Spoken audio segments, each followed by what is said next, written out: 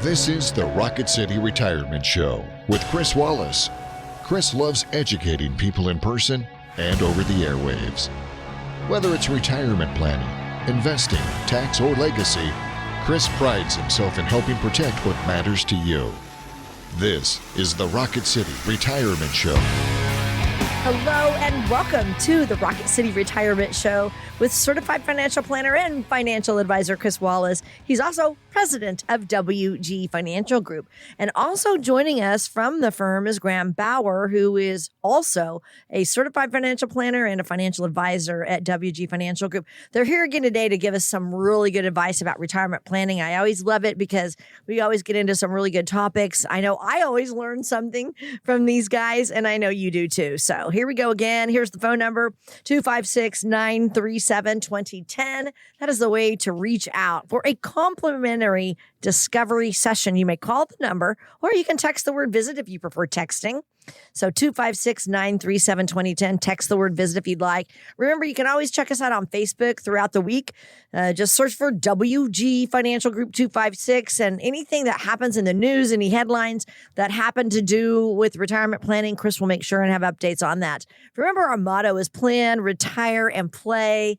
That is what we want for you. Find us online at WG Financial Group. And remember, this show is also available on Spotify and Apple Podcasts. Just search for the name of our show, Rocket City Retirement Show. Cris and Graham, so excited to get started. Glad to be here, Lou Ann. I'm excited too. And I just realized as you were kind of doing the intro, you were talking about how you said something along the lines of, I always learn too. Yeah. We get into some great stuff. And I just realized you've been getting a lot of financial advice for free. And so just like everybody listening though, right? we're going to have to fix that. We're going to have to fix that. No, wait a minute. I guess, yeah, you're saying I should pay you. No, we're doing this. We do this on the air. And just like our listeners, if they listen closely every weekend, they're getting some free advice, right? I just feel like you're using me. I'm not using you. You're taking all these notes and going home to Bobby. And I am taking notes. I am. You're right. I do. And we're also paying you an exposure, Luann. Yeah. Like a musician. You could get a lot of other opportunities from this. That's right. You guys, that is so funny. Oh my goodness. So what do you want me to do? You want me to quit? Oh no, we don't need you to quit. No, definitely teasing. not that. I'm so teasing, but yeah, that's true. I'm getting some free advice here. And I do. I'm right here. I've got the front row seat. So I feel like it does really sink in a lot for me. So when people who are listening on the radio, they're kind of doing other things, driving or doing something else, right? So yeah, you have my full attention. But I want to get started with something that we have begun to do, and that's doing the kind of the real talk on social media. And so we have something that I guess I should let you to explain. It's a social media clip, and it has to do with Social Security. So I'll let you kind of take it, Cris. Yeah, I kind of like what you just said, actually. Real talk. Thank you. Did you just come up with that on the spot? I made it up. Luann? I made it up earlier this week. The advice is free from here on out. That's right. That's what I was thinking That's a myself. good title. I wish I came up with that. Real talk. There you go. Okay. REEL. Real. REEL. Yeah. Like those Facebook reels and TikTok reels. And that's what we're talking. That's what we're referring to. Yeah. The doom scrolling that all of us get into, just flip the videos. Oh my gosh. I do love it though. I love to watch the ones where they show you how to make things, or to cook or something. I will get hooked on those for a good hour. Yeah. The recipes are never as good as they look. Oh, in the they video, are? So that's You've what tried I've them? learned. Okay. Yeah. It'll look so good on camera, but it's like those, Burger King burgers on the ads or, Yes. Any restaurant. It You look looks at their food so and then good. you go in person and you get it and you're like, it doesn't look quite as good as the one in the Yep. commercial. No, And that's a great understand. segue. The recipes aren't as good, and nor is the financial advice in a lot of these on reels. these reels. Yes, yeah. Love it. So the reel that we went over this week, actually, my dad sent it to me. Oh, he So did. I thought it was he supposed to come did. from Graham. So Okay. what happened was my dad just, ironically, just sent me this video. Was he asking you about it? No, he just Oh, sent it okay. to me. I'm not Okay. sure, but I was like, this Okay. guy gets on my nerves. Not my dad. Oh. The person in the video. Okay, good. Yeah, Good. the person in the video Yeah. gets on my nerves. So anyway, all right. So it's about Social Security, and it's this. Graham. I think he's a former portfolio manager, financial advisor, And really what he does is he bashes on financial advisors, and he's walking around outside, filming himself like they do. They just, they're he's in the woods. He's filming himself while he's walking. And in this video, he gives Social Security advice and 3 reasons why he would claim Social Security at age 62. And one of the first things he talks about is the old trust fund is running dry and it's set to run out by 2030 and benefits are going to be cut. So that's one of the things he says. The second thing he talks about is how, that Social Security is just $1 trillion deep hole of problems. And there's several things that they are probably going to do, which is raise taxes is what he says, cut benefits, raise FRA. And then he moves on lastly that, the reason I would claim at 62 would be to go ahead and lock in my benefits while the money's still there today. And by the way, you have to live well into your 80s is what this person says, into your 80s to make up for where you didn't claim at 62. Right. So Graham and I just kind of want to have some dialogue back and forth about those 3 things. And I'll kind of start us off here. The old trust fund is running dry. So that part of it is true. I mean, if you look at the data, that's absolutely 100% true. But I think Graham and I don't worry as much about that because, 20% of the U.S. population in some shape, form, or fashion is on Social Security, whether that's disability, the widow's benefit, maybe it's a child getting Social Security, a minor child getting Social Security. There's a lot of people collecting benefits. So if this trust fund runs dry, there's a whole lot of people that is going to have benefits cut, of which many of them are relying on it as a single and sole source of income. So you're talking about 25% cut. You're living on the street at that point in some cases, depending on your situation. So, Graham, I don't know how you feel about that comment. It kind of felt fearful to me that maybe this was done in a fearful way. Well, it's all about engagement, I think, for a lot of people that post content of any kind online. And I think that the statement Social Security is going broke is a true statement.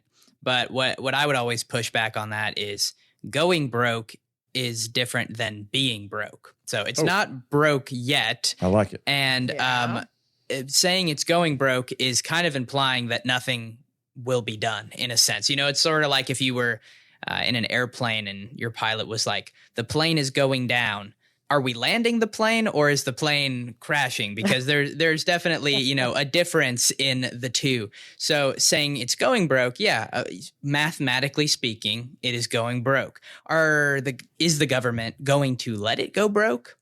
That's what I would say. Probably not. I mean, as much as we might not like things like even, a Silicon Valley bank bailout or, things that happened back in 2008, 2009 with banks, government has a history of not letting institutions that would pretty devastate the economy go fully broke. And Social Security is probably one of the most important programs we have because of how many people are on it. So, I mean, we've talked about on the show before some of the other methods besides just slashing benefits and raising taxes can be done. But, on that note, I will concede that I do think taxes on Social Security for the currently working individuals, not taxes on benefits, but FICA taxes, will probably go up in the future. We've talked about this before. It's been a long time since they have. And between like basically when the program was created in 1990, there was a raise in FICA taxes really every like 3 to 5 years maximum. But in a lot of cases, there was a raise just every couple of years. And then we pretty much paused that since 1990. So as much as I wouldn't be excited about, having to pay a little bit more FICA taxes, I think that's a reality. I don't think it's going to double necessarily. But, if you see a 0.5, 1% raise in FICA taxes between Social Security and Medicare, that would not surprise me necessarily in the future. And then there's also things that, the average working class person would feel a little bit less, like pulling off the wage-based cap. So, you have to pay into Social Security regardless of how much you make. Everyone pays into it, but, there's that income threshold where once you're over that, none of the money over the threshold gets taxed for Social Security. So, and I believe, I haven't looked at this number in a while, but I believe that would make Social Security solvent for another like 8 or 10 years, just removing that. Well, it depends on how much they raise it or remove it. It was just, I think at one point if they removed it, I want to say it was over like 20 years or something like that. Yeah, if they just take it completely off and don't raise it, but just remove it. So there's some other things that they can do. And I've said this many times, but I truly don't believe anything will be done about it in this administration or maybe even the next, whoever that is. I don't think any president wants to be the one, or any, Congress member, just any office wants to be the one to do something about it, because whatever they do about it is probably going to be a little unpopular to some group. But I think that there are less unpopular options than slashing benefits by 25%. That feels like a last resort to me rather than this is the first step in doing it, just because of the need that so many people have for it and how much that would seriously affect the seniors, especially low income seniors. Yeah. And just to bring a little clarity to something that you said a second ago, Graham, and you were talking and saying a lot of numbers and dates and stuff. And I think what you meant to say there was, and what I think came out of your mouth, if I'm remembering right, was Social Security hasn't, or since 1990, Social Security, since it started or something along those lines. So we know it started in 1937, but since 1937 through 1990, to Graham's point, the FICA tax was increased many, many, many times, but since 1990, it really hasn't changed from 6.2. So a lot of numbers tossing around there. And I was actually at an event. Actually, I'm an executive producer on a retirement film, and I got to go to the screening of it. And there was a gentleman by the name of David Walker, and he sat on the trustee board on Social Security from like 1990 to 1995. And I was fortunate enough to be able to ask a question in front of the audience because, at our firm, the Social Security is one of our core tax planning principles. Believe it or not, most people don't think of Social Security as a tax planning vehicle, but it is, because we know that only up to 85% of it is actually taxed or subject to tax. So you can basically get 15% that is not federally taxed. And in Alabama and Tennessee, there is no state tax on Social Security. So anyway, so I asked this question, like, what did he think they were going to do? And he told me that, when he sat on the board, the trustee board for Social Security from 1990 to 1995, now granted, that was a long time ago, but you still had the same types of conversations going on when Social Security was going to go belly up or bankrupt. And one of the things that he said, oddly enough, in which I agree with what you said, Graham, I think it makes sense to probably raise it a couple tenths of a percent, the FICA tax. But that's actually really, really unpopular, which is why I think, to your point, they don't bring it up. That's why it's not being talked about in this administration. They probably won't talk about it. In the next administration, it'll be the one that's in office at the time of it going basically taking the hero role and saying, hey, we saved Social Security. But David says that he doesn't think that they will raise the payroll tax because it's severely regressive. That was one thing. But he did talk about significantly raising the wage-based cap, which today sits at $176,100. So as you mentioned, when you make more than that, you stop paying into Social Security, which essentially from that point forward, you get a 6.2% raise. But yet you still pay into Medicare, which is another 1.45. You still pay into that. So David says that he believes that they'll raise it significantly, but not likely not to remove it, which I thought was a little strange. If you're going to raise it significantly to encompass a lot of people, just might as well just take it off. Because let's say that they raise it from 176 to, let's say they go to 450 with it. I mean, how many people, it's a low percentage, make more than $450,000 a year? You might as well just take the thing off at that point. The other thing that he talked about was looking at the benefit formula and potentially providing a higher replacement rate for people who are at or near the poverty level, and then less of a benefit for those in the upper middle class to upper income families, but not make it fully means tested. Is exactly, I actually have the recording of when I was there. My son recorded it while I was there. Not making it a fully means tested program, because then it becomes a welfare program and that would lose public support. And then one of the last things he talked about was looking at how they may calculate cost of living moving forward. Seniors versus younger individuals, their cost of living items are different than, say, like younger families. So he said at one point 77% of Congress agreed with that. And some of those we've talked about on the show before. We've actually mentioned the one thing that we haven't talked about is that not means testing, but looking at the replacement rate for people at different income brackets. So who knows exactly what's going to happen? I think the overall consensus between us at the firm is it's not going to go broke, but it may look different. And then, on this video, kind of going back to the video for a second, this individual says, in kind of a fear way of doing the video, they're going to raise taxes and cut benefits and raise FRA, all of which they could do. They technically could do all of that, except I'm not in the camp of them cutting benefits. I don't think that they're going to do that. So the last thing we'll kind of talk about here is where he states in this video that you have to live well into your 80s. And that is just absolutely, that's not true. Let's just say it that way. For the break even, that is. For the break even, yeah. So what this individual says is most financial advisors want you to wait until 70. So we like to get you to full retirement age because we think it makes sense to take your full benefit. If someone wants to wait till 70, that's better in a lot of ways. If you live a longer than average life expectancy, you're going to by far and away blow away what you would have gotten at 62. And the break even is generally around 78, sometimes 80 years old.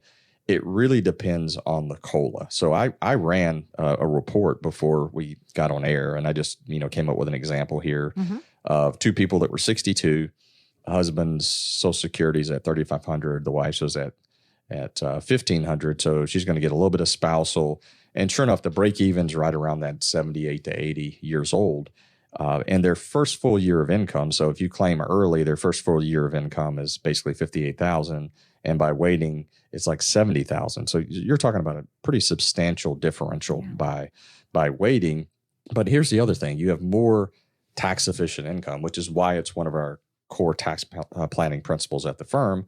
It's just because of the taxation of it, but really more importantly, if you've got a situation where the demographic that we work with, the pre-retiree and the retiree, in a lot of cases, that the spouse stayed home, one of the spouses stayed home, and it was usually the wife. And by the husband waiting with a higher benefit, it protects her. So, and we've seen this time and time again where the husband predeceases and the wife is left with a higher benefit. So in our opinion, the tax planning element was not mentioned in this reel, since we're having real talk, and nor was the spousal protection benefit. So I guess what I want to highlight most of all about this benefit is this is the difference between a broker and a financial planner.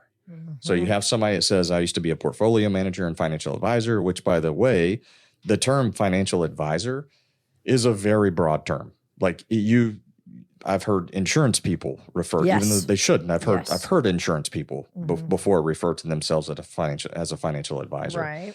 We consider ourselves as certified financial planners and financial advisors because we got to throw that in there because compliance wants us to say that. But what we do as CFPs is we're doing every type of planning. So we're looking at your insurance planning, your investment tax planning, your income planning, your investment planning.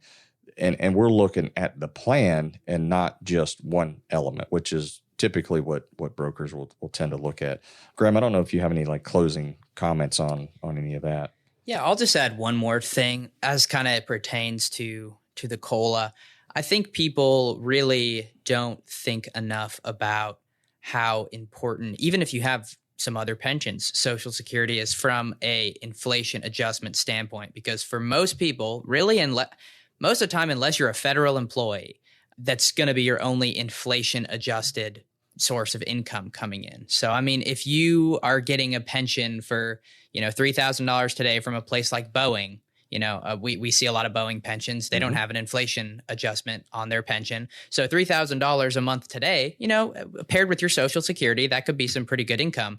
But if you're in your early 60s retiring and you live to 90, is $3,000 a month going to be a lot of money 30 years from now? You'll probably spend less, but even still, I would venture to say that after 30 years of no inflation adjustment, that's not going to be nearly as much income as it was when you first started. So, I mean, I know that Social Security is not going to perfectly keep up with inflation, but, if you look at the last few years, 2022 is obviously a really gnarly year for inflation, and people got an 8.7% cost of living adjustment that were currently on Social Security. In 2023, it was 3.2%. Last year, 2.5%. I mean, there have been periods where inflation adjustments don't really come through, usually in times when inflation is really low. But I don't think you can undermine the importance of that, because if you're going to set yourself up where most of your income is Social Security, you're going to have most of your income inflation adjusted, where if most of your income is coming from other sources, it's either going to, be determined by how you're investing and market performance, or, like a non-inflation adjusted pension.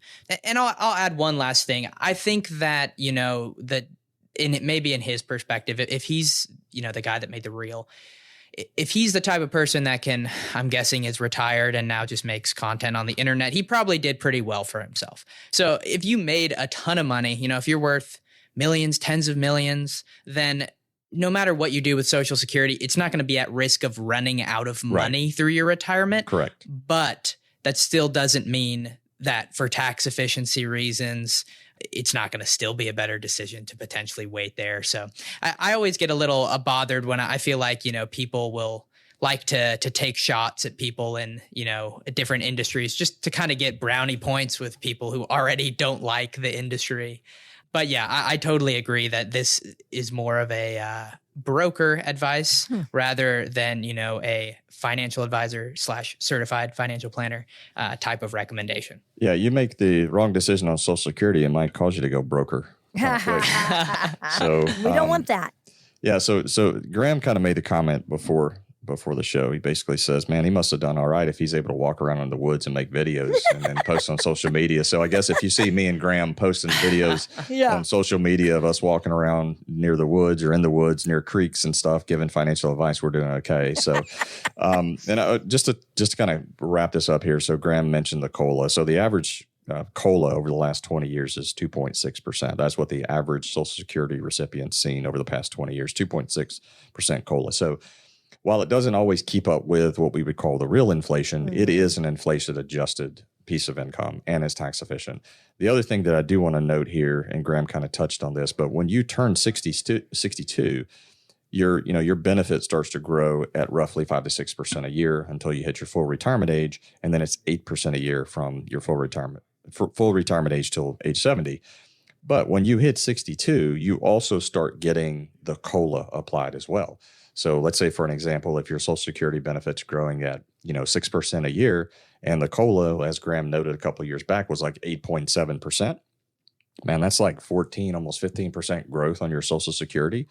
So, some people, I've heard other people, famous people, say you should take Social Security and invest it. Well, I mean, if you can outdo the COLA and the guaranteed on a guaranteed basis, then it might make sense. But if you were to take it, like say for a year like this year, I would say, how's that working out for you? You take it, invest it, and market's down 5 or 6%. So Social Security, again, one of our core tax planning principles at the office. It's a data-driven decision, not emotional. So that is all we have for Real Talk this week. That was a long Real Talk, by the way. I just realized we went like 22 minutes on that. So yeah, that's okay. So let's move into a little bit of the market stuff. I want to get into what's going on with the market. It's going crazy right now. In a couple of days this week, it will have already happened by the time this show airs. We've got Liberation Day, as Trump is calling it, with those reciprocal tariffs. So let's talk about that. Yeah. So Graham just said pre-show also, he said tomorrow might be a bloody day in the market. A bloody day, yeah. So don't you think it's already priced in? And so he said, I don't know. It depends on what really goes into play. And I think that's kind of, as investors, where we're all at. Like, we hear a lot. I know there's some people, man, that voted for Trump, and they're like, well, I voted for this, but I didn't vote for this. And because we're seeing a lot of stuff right now, and there's a lot of things being said. But, tomorrow, as you noted, Luann, the reciprocal tariffs are supposed to go into place. And I read somewhere online that I think there's a projected like $6 billion in revenue for reciprocal tariffs. And I'm all for that. I mean, if the country charges us, we should charge them, reciprocation. So. But I think it's some of this other, I don't want to call it gouging, because I don't want to be that person that says that, because I don't know what goes on behind the scenes. And really, frankly, none of us know what goes on behind the government curtain, if you will. But I think just the way that the message is delivered, I think, is the problem that I personally have. It's, if you want to do it, that's fine.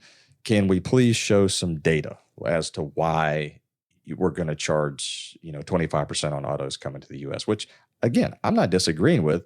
Just communicate, say it in a professional manner, And can we please provide some data? Like we just went through a ton of data on Social Security and why not to do this, or why not to collect early.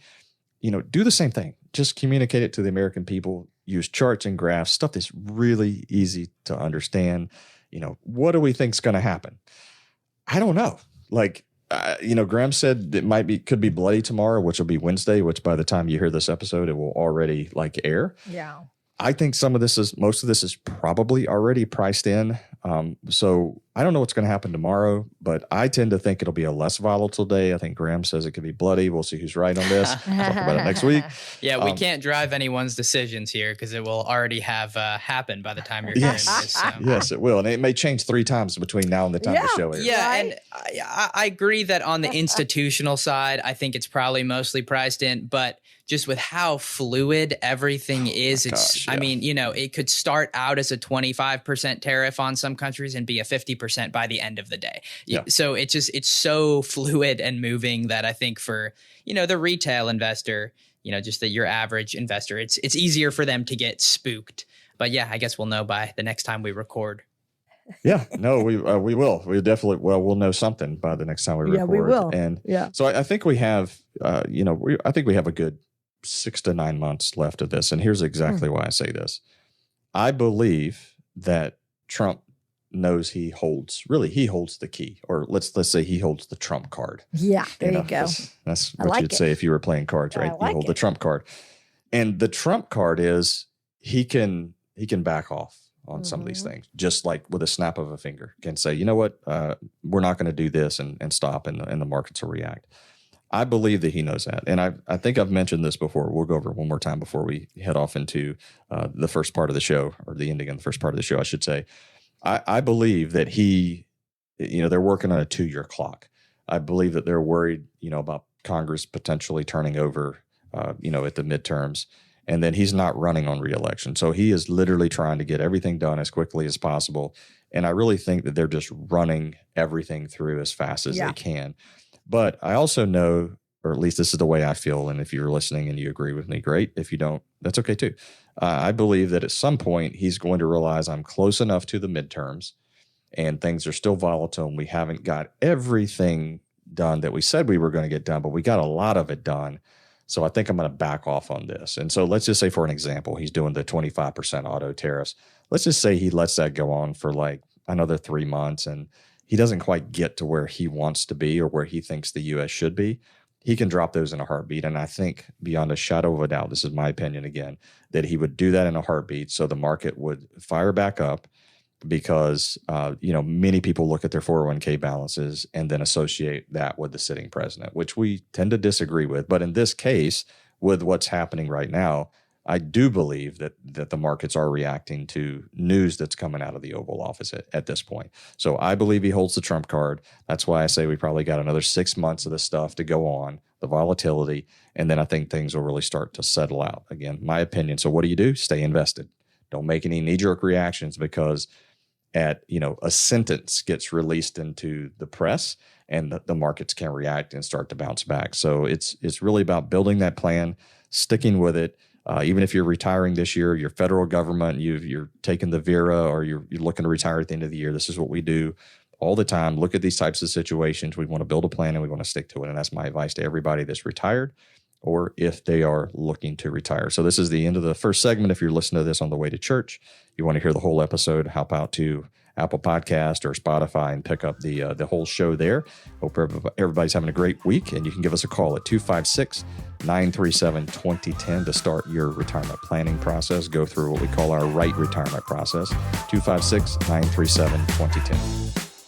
If lingering doubts like, have I saved enough? Or will my retirement funds endure? Are on your mind, it's time to consult with Cris Wallace. Text VISIT to 256-937-2010. That's 256-937-2010 to book your appointment and get the answers you need. quarters, just 25 cents. That's hardly anything, right? But Cris Wallace and his team at WG Financial see quarters a little differently. A quarter is a lot when it's a quarter of your retirement savings. Now, do you want to pay 25% or more in taxes during your retirement? Well, Cris can create a plan to help address that. Now, if the only time you think about taxes is when you file them, you don't have a tax strategy. But it's not too late to get one with the help from Cris Wallace. So act now to make sure you're not paying a quarter, dime, or even a penny more than you should. Call Cris Wallace and his team at WG Financial at 256-937-2010 to schedule your personalized tax strategy session. A quarter saved is a quarter earned. Call 256-937-2010 now. That's 256-937-2010. Investment advisory services made available through AE Wealth Management, LLC, a registered investment advisor. Firm may not give tax advice.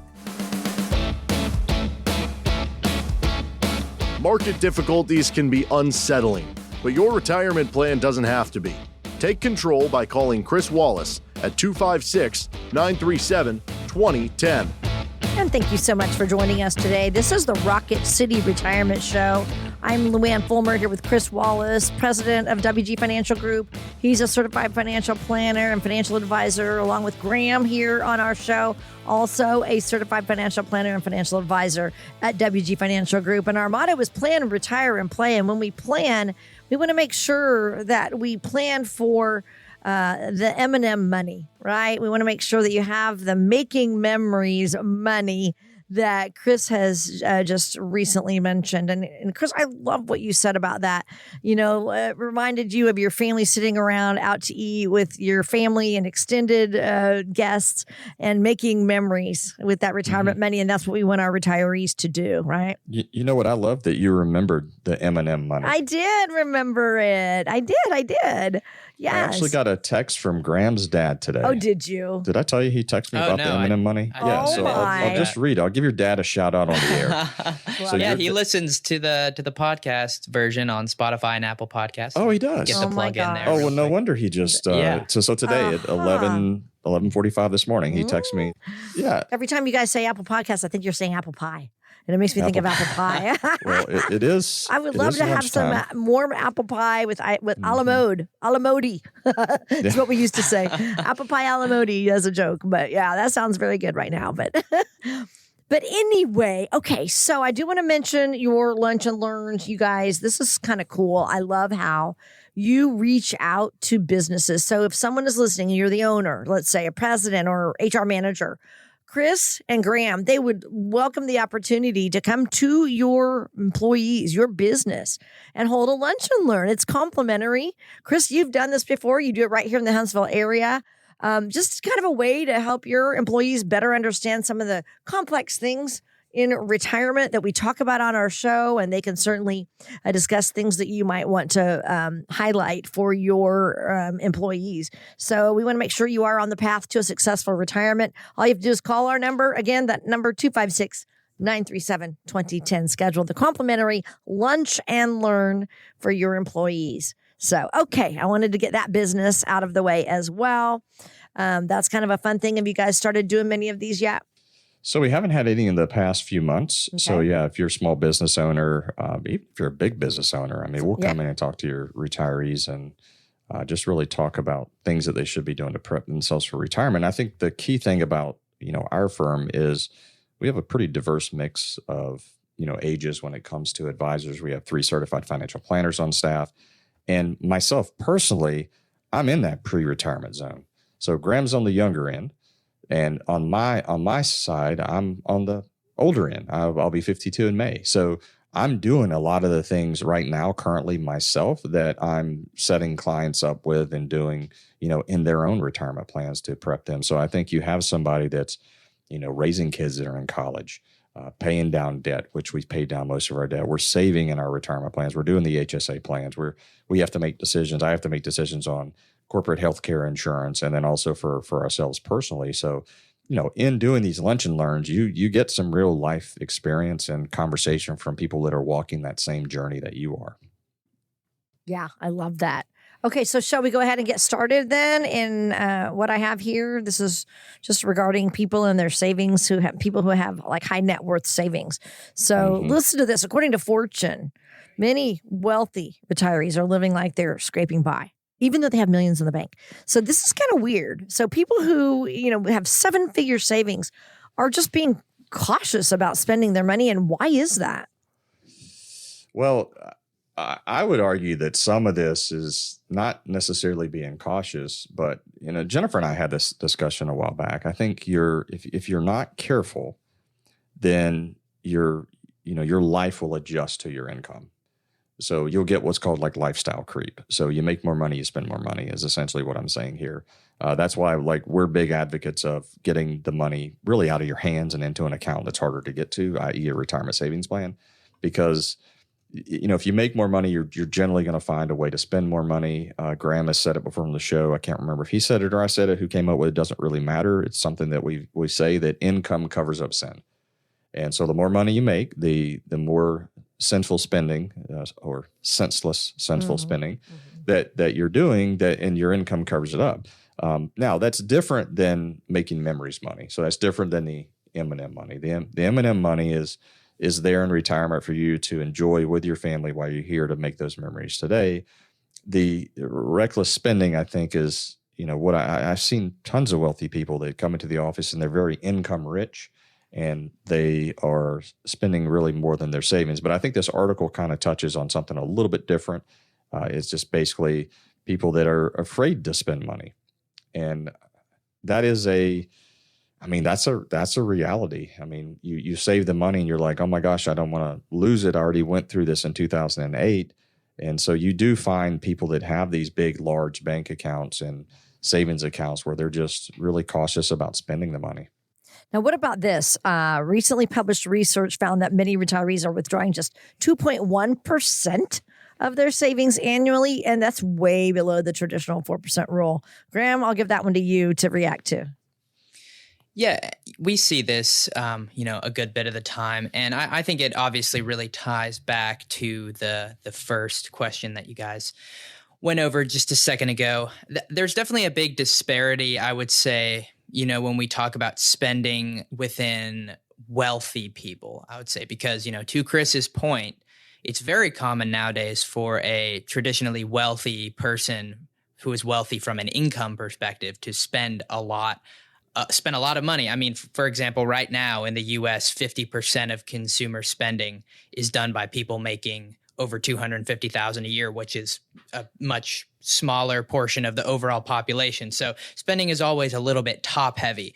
But in retirement, these could be people who are making $250,000 a year, but in retirement, they're probably not generating that much income, even if they have a pretty substantial savings.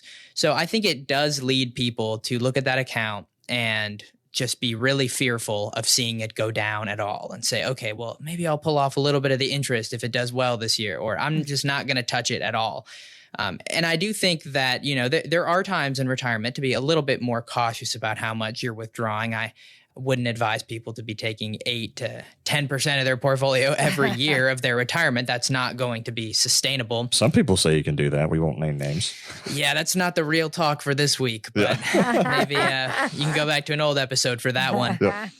But in that, you still want to, I think, be strategic about, taking enough that you can enjoy your lifestyle as well. Because, I've had people come in who, their current clients or their prospects coming in and they've done really, really well saving for themselves. And once they've retired, they have their Social Security, maybe they have a small pension, and they kind of spend that and they don't really touch their savings.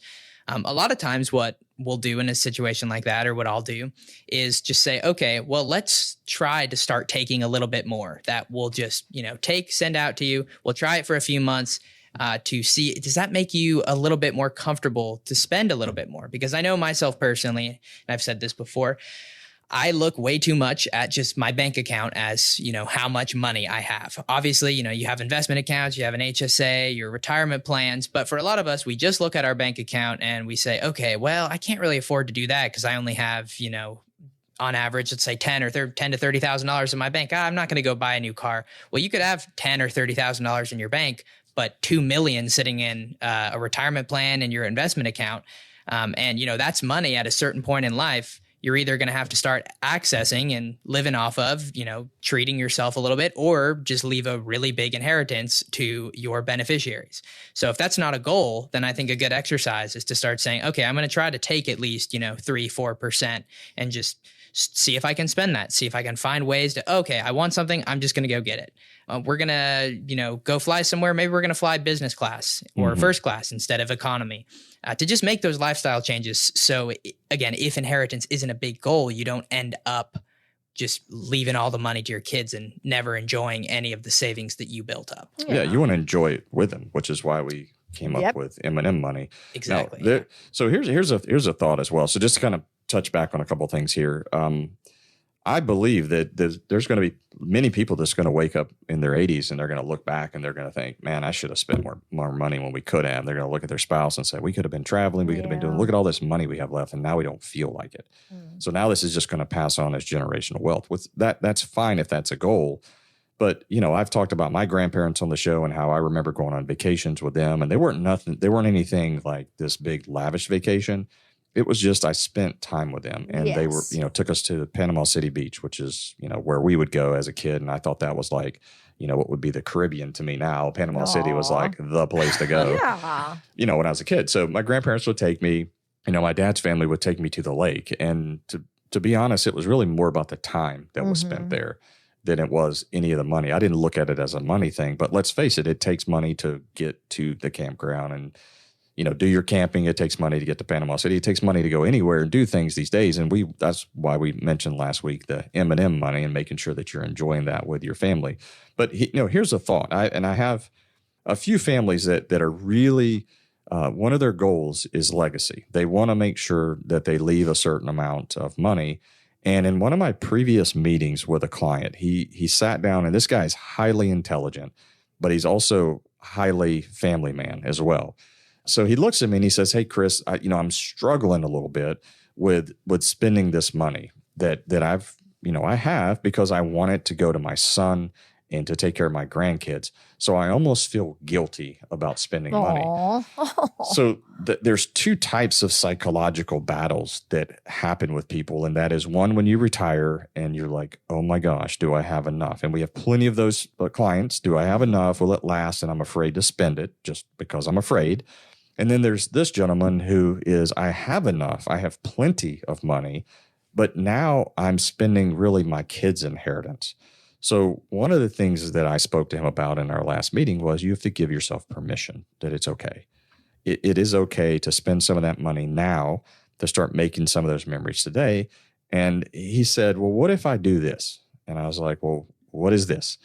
And he said, what if I get a joint life insurance policy on me and my wife so that I can kind of give myself permission to spend, and then knowing when I pass away, that's tax-free.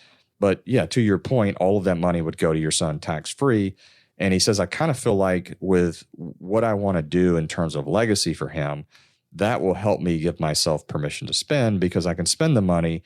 And even if I spent the dollars all the way down to zero, there's still going to be that tax-free life insurance policy that's going to go towards him. So for him, that's what we did. We set something up like that just because it helped him. And it's not right for everybody. Some people listen to the show and say, I would never do that. Well, that's great. That's the unique thing about what we do. Everybody is different. And that's why when we're meeting with families and having these conversations, you try to dive deep into not just the financial side, but there's a lot of emotions with money. And, there's you have to kind of extract some of that out to try to understand why people are making the decisions, that they're making in retirement. And it all drives back to kind of what their long-term goals and objectives are. And then it really kind of, evolves around some of their emotions as well. Yeah. Yeah. And, we've had, I'm sure you've had people mention this to you before, but I've had people ask before, in an initial meeting process when we're kind of going through our discovery session and learning more about clients, we'll ask questions about, their history with money, their feelings towards money, their feelings towards inheritance with their kids and all those different things. And occasionally people will be like, why are you asking about this? Because you're not just asking, what am I currently invested in? And, how much? And the big reason for that is the fact that your psychology plays so much into obviously who you are as an investor, but just how you feel about money and how you're going to approach your own retirement. It's in a lot of ways, I think once a saver, always kind of a saver. And it's good for us to know so we can try to, maybe push you out of your comfort zone a little bit. So you do enjoy, your retirement, do maybe break some of those molds, because it's just more than just knowing, oh, they have this much in savings. This is how much they're getting in pensions. It always just helps to know how to approach people with their history and their feelings about money and their own retirement. Yeah. And you bring up a good point, Graham. Once a saver, always a saver. Mm-hmm. And that's that habit that I think we get into as we're saving money. I now find myself, getting into that routine where, like, you've heard me talk about this on the show before. I was not a saver early on. I was a spender. I knew how to spend and run up a credit card. But nowadays, I have some money in savings and there are things that I could buy, but I'm like, why do I want to buy that? Why, that's just for pleasure. It's a worldly thing that I'm going to tie up money in just to give me pleasure. And that's really not where I want to be seeking pleasure. And I don't want to pull money out of savings because, like you mentioned, your bank account, you look at your bank account, Graham, I do the same thing. I'm like, I don't want to see my savings balance drop. In some ways, we have clients that have SWAN money, SWAN, SWAN. Sleep well at night money. So I have my sleep well at night money too. And I don't want to see it drop. And then, also to spend it on something that is just going to bring what I would call like temporary pleasure. I'm not going to do that. Now, you get the kids around the dinner table and we're out to dinner and dinner's $200. I'm totally fine with spending it. I'll spend it all day, every day. Well, not every day. I'll spend it all day, every month to get everybody around the dinner table and have that memory and that conversation. So, good discussion around that. But I think, to kind of wrap up this whole section here is, people are going to wake up and they're going to find out they didn't spend enough money in retirement and when they can. And that's why I think there's value in working with somebody, a financial planner. I think some people look at us and think, oh, you just charge for managing our money. It's like, not really. I mean, yes, but there's a lot more that goes into this than just, I'm doing my little quotation, just managing your money. Some of it's managing your emotions for some of our clients. It's like, hey, man, calm down. You're good. Like, here's your plan. You're good. Here's your report card. Here's your one-page plan that we do. So anyway. Yeah, creating a plan is huge. And I think it's great to get some guidance. And that's why Cris and Graham are here today. If you're concerned about what you're doing for retirement, they're here to help you. All you have to do is pick up the phone, put this number in, 256-937-2010. You may call or text the word visit to get a complimentary discovery visit. Okay. It's complimentary. I can't speak. And then remember, our website is wgfinancialgroup.com. Head there. You can find out even more about Cris and Graham and our awesome team at WG Financial Group. So we are so happy you're spending part of your day with us today. This is the Rocket City Retirement Show. And right now I want to talk about the challenges, the tax challenges that our retirement income is going to face, guys. Okay. So I guess, let's just talk about taxes and what makes it such a critical concern for those who have accumulated a significant amount of savings.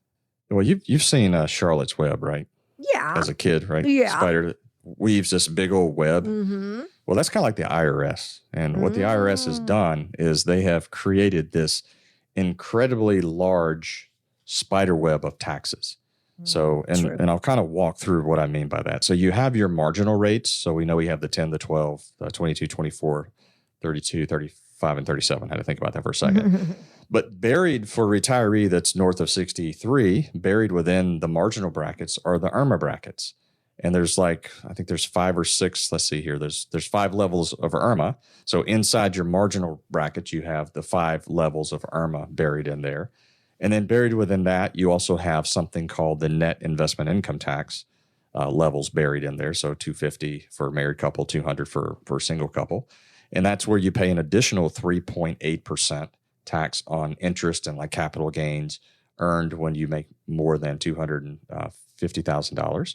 And then on top of that, you have the capital gains brackets kind of woven in there at 0, 15, and 20%. So the IRS and Congress, they've created this, what I like to call this spider web tax situation, that when you cross these certain thresholds, you may pay more in marginal. And if you cross over the wrong IRMA bracket, then you may pay more for your Medicare Part B premium and your Part D, as in dog drug premium, as well. So you have to be careful because we'll get caught in this spider web of taxes. Now, when it comes to IRMA, we have to start being a little bit careful of that in 2020 or not 2023. They're going to look back at 2023. So if you're 65 now, they're looking back at when you were 63. So if you're in your 63rd year right now, you have to start paying attention to, especially if you're retired, you have to start paying attention to how you're pulling money out of retirement plans, because you may pull, I'll make a wild example here.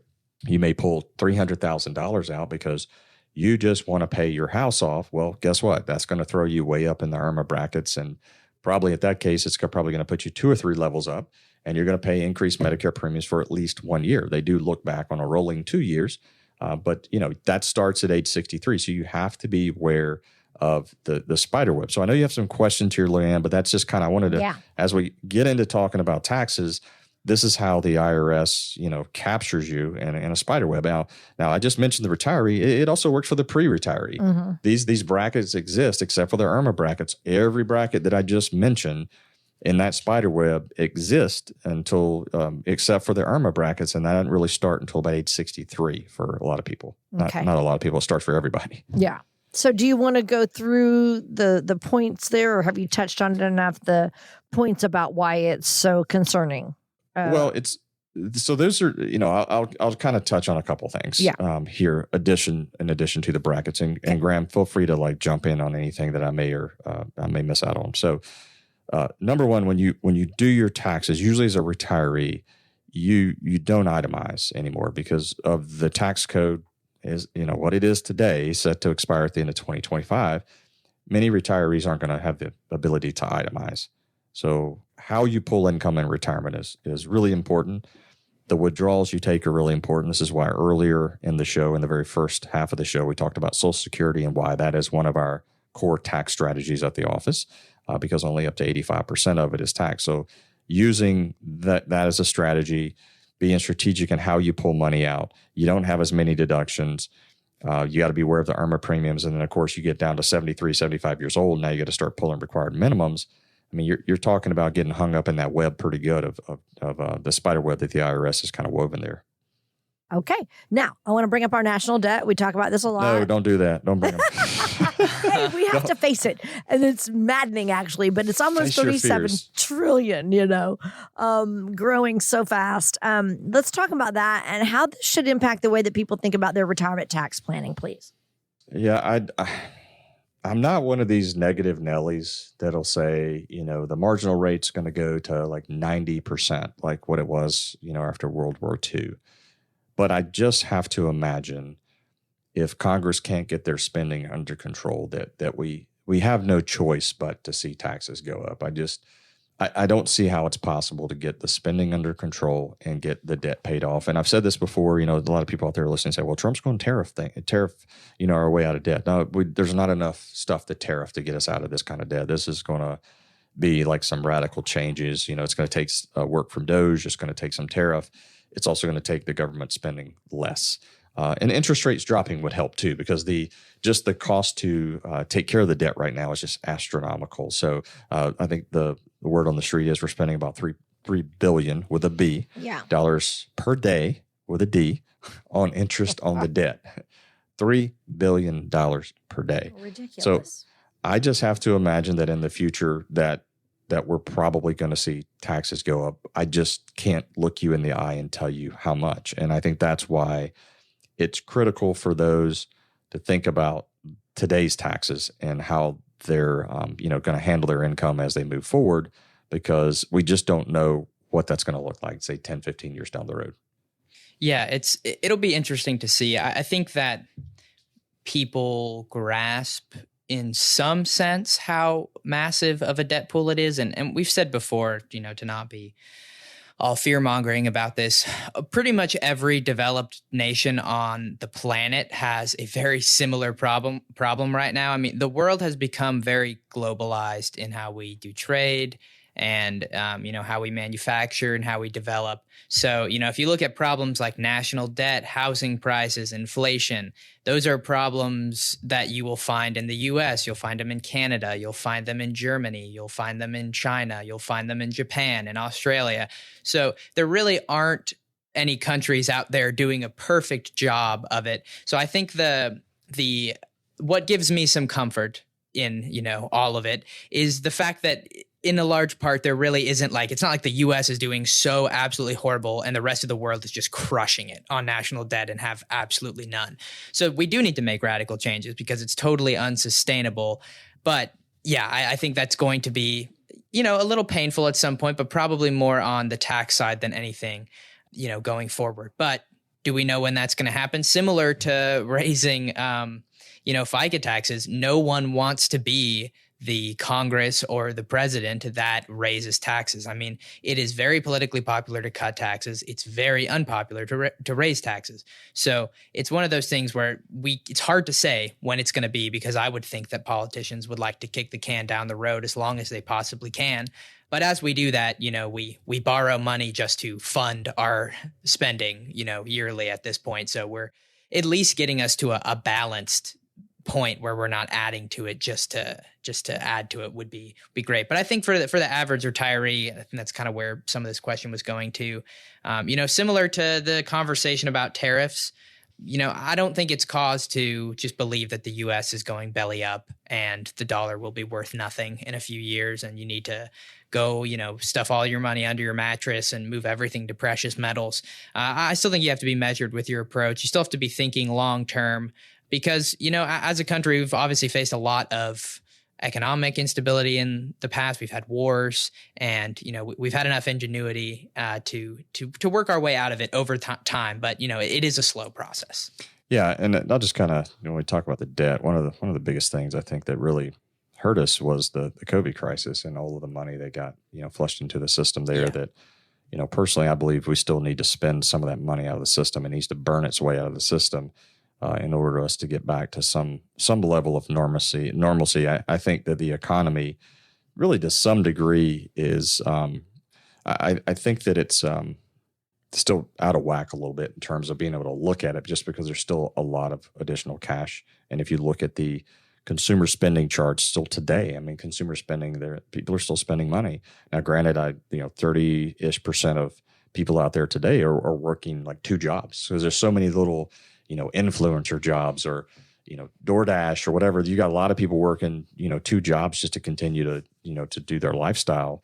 But at the end of the day, we have a spending problem here in the U.S. and, how we pay for that is really with taxes, because that's what really funds the government.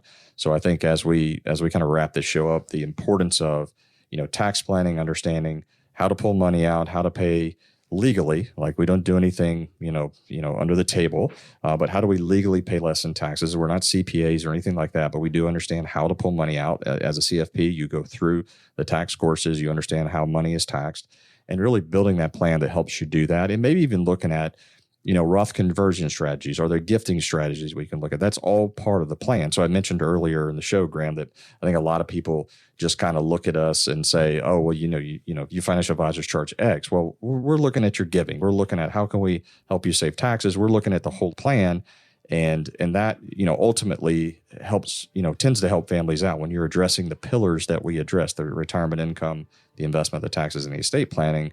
That's, an overall financial plan. And we feel like if you're looking at those 4 pillars, then, you're going to have a pretty, your chance of success in retirement goes up. We can't guarantee that, of course, but the chances increase if you're addressing the right things in retirement as you move forward. So if you'd like to give us a call, set up your discovery session, you can do that by calling 256-937-2010. That's 256-937-2010. Hope everybody has an awesome and blessed week. And remember to serve every person in every situation with a servant heart. Please remember that converting an employer plan account to a Roth IRA is a taxable event. Increased taxable income from the Roth IRA conversion may have several consequences. Be sure to consult with a qualified tax advisor before making any decisions regarding your IRA. Neither AEWM nor advisors providing investment advisory services through AEWM recommend or facilitate the buying or selling of precious metals. Investment advisory products and services made available through AE Wealth Management, LLC, a registered investment advisor. Insurance products are offered through the insurance business WG Insurance Services. WG Financial Group is an investment advisory practice that offers products and services through AE Wealth Management, LLC, a registered investment advisor. AEWM does not offer insurance products. Insurance products offered by WG Insurance Services are not subject to investment advisor requirements. AEWM and WG Insurance Services are not affiliated companies. Investing involves risk, including the potential loss of principal. Any references to protection, safety, or lifetime income generally refer to fixed insurance products, never securities or investments. Insurance guarantees are backed by the financial strength and claims-paying abilities of the issuing carrier. This radio show is intended for informational purposes only. It is not intended to be used as the sole basis for financial decisions, nor should it be construed as advice designed to meet the particular needs of an individual's situation. WG Financial Group is not permitted to offer, and no statement made during this show shall constitute tax or legal advice. Our firm is not affiliated with or endorsed by the U.S. government or any governmental agency. The information and opinions contained herein provided by third parties have been obtained from sources believed to be reliable, but accuracy and completeness cannot be guaranteed by WG Financial Group. This radio show is a paid placement.